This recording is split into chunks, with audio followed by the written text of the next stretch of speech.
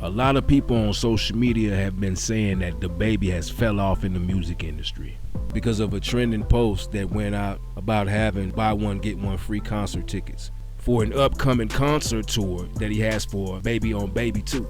I don't know, you guys, this could be a marketing strategy that could change the game for Dababy. What y'all think? And see, we gotta do better, you know, that's one of the reasons why we so behind, because we feel like we have to fake it to make it. I know a lot of people that shop on a budget. Hell, I shop on a budget. I don't care what a person think. Go to a dispensary and they got some good Zai, buy one, get one free. A lot of y'all finna go ahead and get that buy one, get one free. You should wanna save money, you know. How many people out there buying a shirt that's buy one, get one free? Hell, when I was young, my grandmother or my mother would bring me to the thrift store. Yeah, my mama used to shop at the thrift store because we weren't rich. It was a privilege to go to the mall. But I remember back in the day, we were heavily into the buy one, get one free. Even on shopping at a grocery store. How many of your baby mamas, your wives, and your husbands, your baby daddies are shopping buy one, get one free? If it makes sense, then it has relevance. I'ma say it again for you slow motherfuckers out there. If it makes sense, then it has relevance. Life is about a strategy. You just don't wake up and just walk out the door and say, oh, no, you usually have a plan. I'm gonna do this at 1 o'clock. I'm gonna do this by 2 o'clock. I mean, there's still a financial crisis going on in America. But at the same time, if you got it, then you got it. And if you don't got it, then you have to figure out a way to get it. Now, the tickets are on Eventbrite, so they're automatically a decent, reasonable price. I think the way the music industry is being sold today, this could be a good idea. And when you feel blackballed as Dababy feels, hell yeah, you might test a few strategies to get the bag. You know what I mean? And everything he said at Rolling Loud was a freedom of speech, but at the same time, what is freedom of speech? Especially when it comes down to race and gender. Now, Dababy responded to the rumors by posting an Instagram story flexing his iced out Kirk rings while rapping the lyrics of his first hit single, Suge.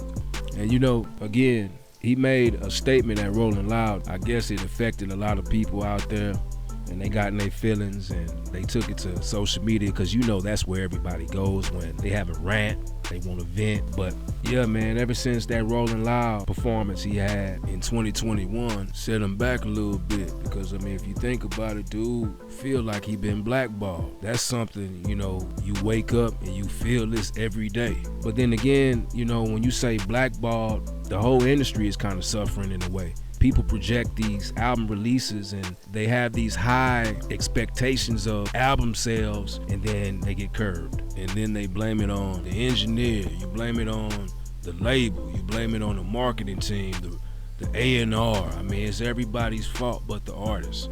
At least that's the situation on these big labels. You know, you hear these artists, they complain about how they didn't get promoted properly, marketed properly, pushed back.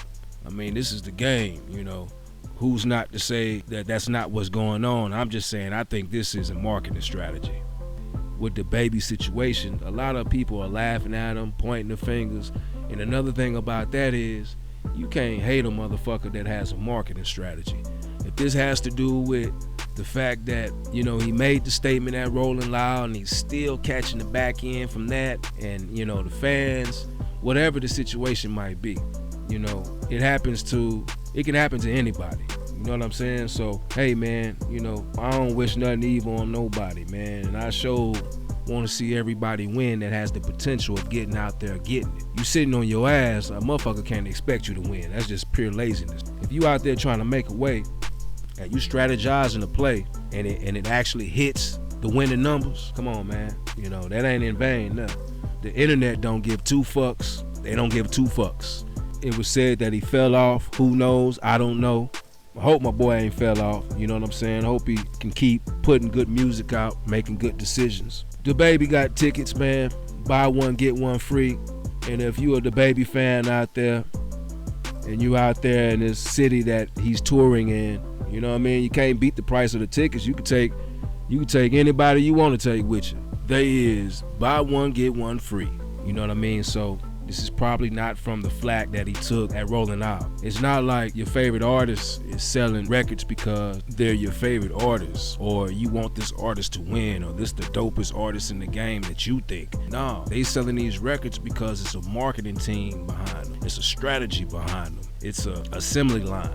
It's a reason why you heard this artist on the radio. It's a reason why you see these artists is dropping videos and they're on high platforms like World Star.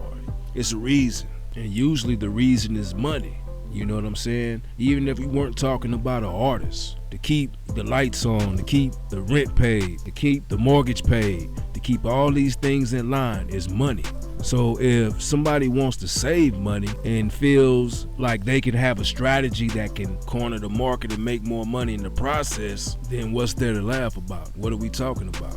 Everybody wants to save some money and everybody wants to make some money. Sometimes artists that you think is big shit, no disrespect to the artists out there, but there's somebody that's paying for their image. Yeah, the artist makes money, but sometimes there's an investor there first, and usually the label is the investor. Sometimes it ain't always the artist's shot calling. Matter of fact, check out what former record label industry executive Robby Starbuck had to say about the passing of artists and the violence plaguing the music industry. Hey guys, in light of seeing that a rapper from Migos died, I just wanted to go ahead and make a video about something I have a unique experience in. So I directed a bunch of rappers, people like Gucci Mane, Snoop Dogg, Lil Yachty, the list goes on and on and on, okay? I learned a lot of things, and I have left the industry largely over my political beliefs, but there is something I want to impart to people to hopefully, make some sort of change happen. So I have a challenge to rappers, and I know some of you still follow me. I know a bunch of the celebrity blogs still follow me from trying to get news from music videos and things like that. So here's the truth. The truth is this: a bunch of young black male rappers keep dying. You know who's not dying? Record executives. The record executives that push for them to continue to make songs and create a culture that is obsessed with death, drugs, and sex. Period. The industry is obsessed with it, but those record executives, they're not dying because they don't push this culture on their own people, but they're encouraging you to push it on yours, and they're paying you handsomely to do it. The reality is, I know a lot of you. A lot of you are good people, you're family guys. You're not the image that you put out there to the world. Why? Why don't you be the example? Stand up. I challenge you. Be the example. Make music about the culture you want to see. Don't just get online today and talk about how, whenever a rapper makes it, his own people take him down. Don't just make those videos. Don't be sad. Don't rest in peace. None of that stuff. Be the change you want to see. Inspire it in your community. Reach out to other rappers and say, we have to stop. We're being used. You've been used for a long time. They create this paradigm to make you believe that you're so important and your celebrity status is worth so much, but in truth, you're a pawn in their game and you always have been. The government has wanted to hold down communities of people in different ways through different methods for a very long time. Their method in the black community has been to use entertainment to create a culture obsessed with death, drugs, sex, and money, so that they could create a false paradigm of what happiness and what success really was. And in doing so, they created a world that also made people more dependent on government, and as a result, gave themselves more power. The record executives that push you to do this, to go and continue to profit off the backs of your work, they're in cahoots with the elite. They're in cahoots with the government. They want you to think you're important, but in truth, you're just doing their dirty work for them, so stop. They've empowered you in ways that are real. You have an audience, you have platforms, you have the ability to make change. So go against the grain together. They're more afraid of you all together standing up and creating a new culture that's built around family, faith, freedom, doing the right thing, valuing life, than they are of anything else. So I challenge you, use your power to do the right things. If you continue to do the same thing you've done, more rappers like this are going to die. How many have to die before you change the culture? And let me tell you something else. There's a reason the record labels pay us more to do rap videos. They don't tell you that, do they? Do they tell you that they pay us more to do your videos? Because they do. They do it because they know it's more dangerous. They do it because they know it's more difficult, and they do it because, frankly, there's a lot of money laundering involved. Those labels wash a bunch of money through. We don't do it, but we know the labels are doing it 100%. Okay, they're then taking the money off the top end, and you see on your royalty check, oh, they spent $150,000 on this video. Did they? Because we didn't see $150,000. Okay, so where did the money go? And to who?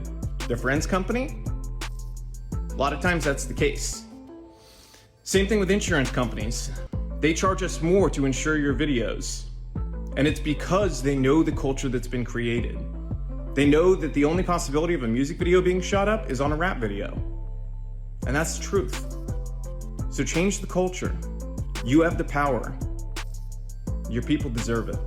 A lot of times, even the top artists, their album sales, the prediction of it doesn't always match. Sometimes they're disappointed, flabbergasted, because this rap shit ain't easy. I think the easiest part of the music business is just rapping. The business is different. The business is like 99% of the shit. And then not to speak on the deaths, but a lot of deaths, from these artists. Think about who the investor is. Think about their loved ones. Think about the people that collaborated with this artist. Being a rapper in this rap game, I mean, this shit's really a dangerous job. These rappers don't be lying, especially when they trying to get out of the streets and they get that deal, and then the streets counterattack. You know what I'm saying? It's just like something about when somebody knows you're doing great. That crab in the bucket syndrome. We got to get out of that. The industry has been taking a loss because we've lost a gang of artists. And I got to say it again, the industry is taking a loss. Now the investor, whether they're on the front end or on the back end, in the background or whatnot, they still take a hit. Sometimes it's a hit and miss. One thing about that, it kind of fucks up the next artist because you might scare those investors away, or let's just talk about club promoters or people that own clubs. You a liability if they're fucking the club up. And back in the day, 666 Mafia, they were going through issues with club owners. You know what I'm saying? They couldn't play certain songs because the crowd reaction would be a fight, and this is history, I'm kicking on right now. So I will say, when the investor knows you're a liability, they kind of have some type of hindrance to it. You know what I mean? They want to think about it, but if it's a for sure win, it ain't that much thinking in the win. With all the rappers that have been dying, hey man, we gotta start protecting these rappers. But then again, if you live in a life that can't nobody protect you from, that's another thing. But we gotta stop killing each other. You know what I'm saying? If it's about the music business, then it's about the music business. You know what I'm saying? Look at the other genres of music. Nobody dies at a fast rate like rap. Hit that subscribe button, hit that like button, hit that share button. Don't forget to leave your comments and hit that ringer so you can be up on all future uploads. Strict Hustle TV.